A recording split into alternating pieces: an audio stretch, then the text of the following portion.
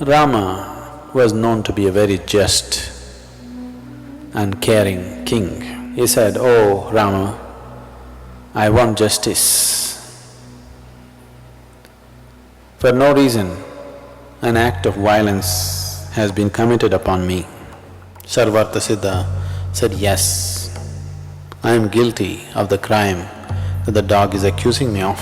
So the court said, "What kind of judgment is this? Is this a punishment? The man is too happy."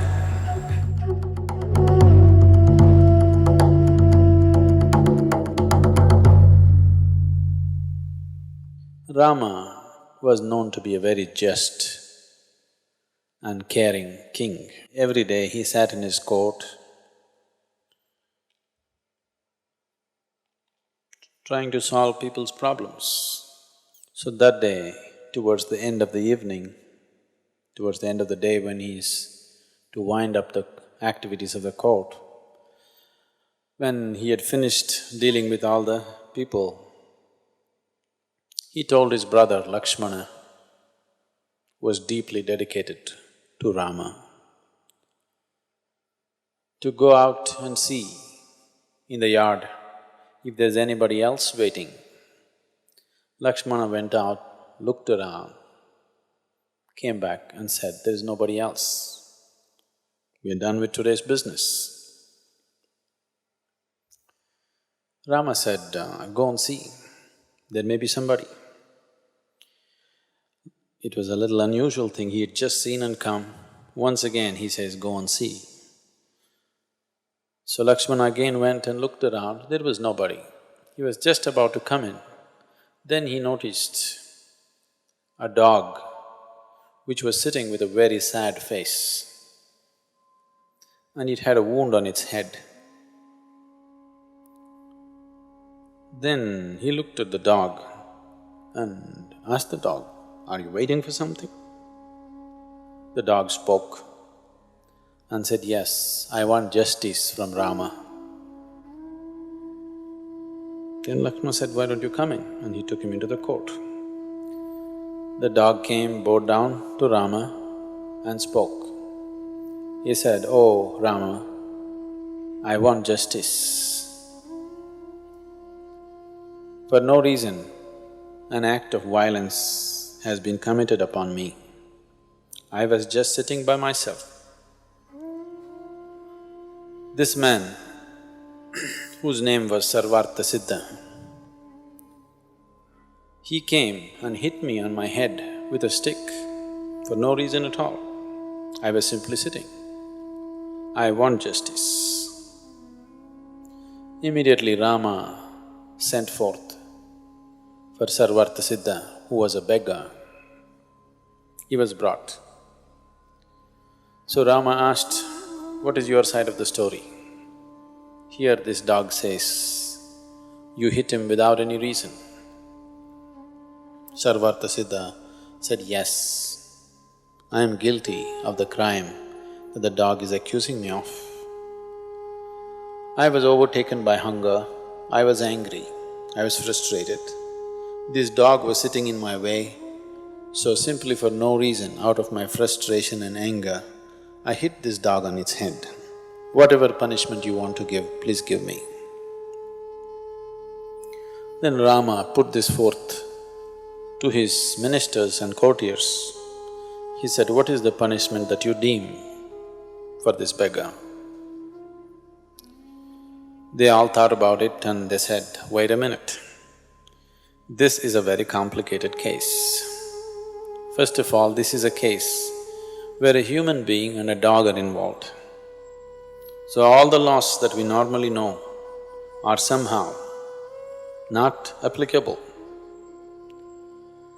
So, it is being the king, it is your prerogative to come up with a judgment." Rama asked the dog, "What do you say? Do you have any suggestion?" The dog said, "Yes, I have an appropriate punishment for this man." "What is it? You speak out." So the dog said, "Make him the chief monk of Kalinjar monastery." Rama said, "So it be." And the beggar was appointed as the chief of the Kalinjar monastery, which was a very celebrated monastery. So Rama gave him an elephant. The beggar climbed the elephant too, pleased with the punishment. With great joy, he rode off to the monastery. So the court said, "What kind of judgment is this? Is this a punishment? The man is too happy." Then Rama asked the dog, "Why don't you explain it?" The dog said, "In my previous life, I was the chief monk of the Kalinjar monastery. And I went there because I was truly dedicated to my spiritual well-being and also to the monastery, which was instrumental in imparting spiritual well-being to many other people. I went there with a commitment to offer this to myself and to everybody, and I strived, I did my best. But as days passed, slowly, other impressions in my mind, here and there overtook me. Mostly I remained steadfast to my purpose, but here and there it overtook me. The name and fame that came along with the chief, being a chief monk, somewhere affected me. Many times my ego performed, not me. Many times I started enjoying the simple recognition by the people as to who I was. People started treating me like a holy man. Within myself I knew I was not, but I started behaving like one, started demanding the things that should normally belong to a holy person. I did not commit myself to my total transformation, but started pretending like one, and anyway people supported me. Such things happened. And slowly, my commitment for my spiritual well-being and the people around me slowly receded. Many moments I tried to bring myself back, but the overwhelming recognition around me, somewhere I lost myself.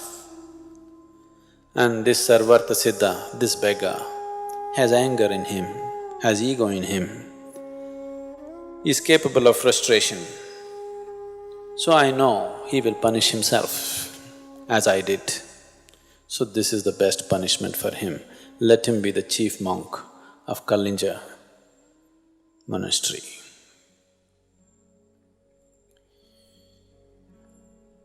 People bring enormous amount of punishment upon themselves, pain and suffering upon themselves. Not necessarily a life committed to evil. Life may be committed to spiritual well-being, life may be committed to many good things, but every day they choose and re-choose. They don't allow their destiny to take shape. They keep destabilizing themselves by constantly falling off and falling on, falling off and falling on. They will bring enormous trouble to themselves. Not because there's anything evil about them, simply because they don't allow life to form itself. It is like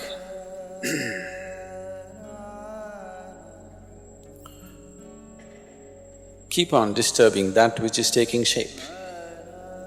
Every time you choose and unchoose, you distort the course of your destiny. Lot of sadhana, lot of things.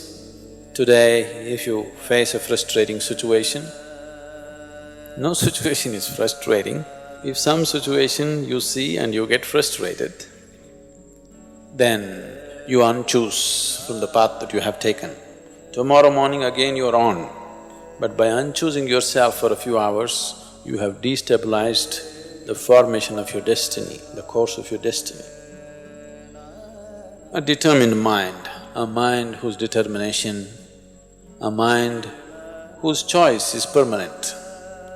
Once you make a choice, you make yourself choiceless. Such a mind will allow the destiny to flow the way you have chosen.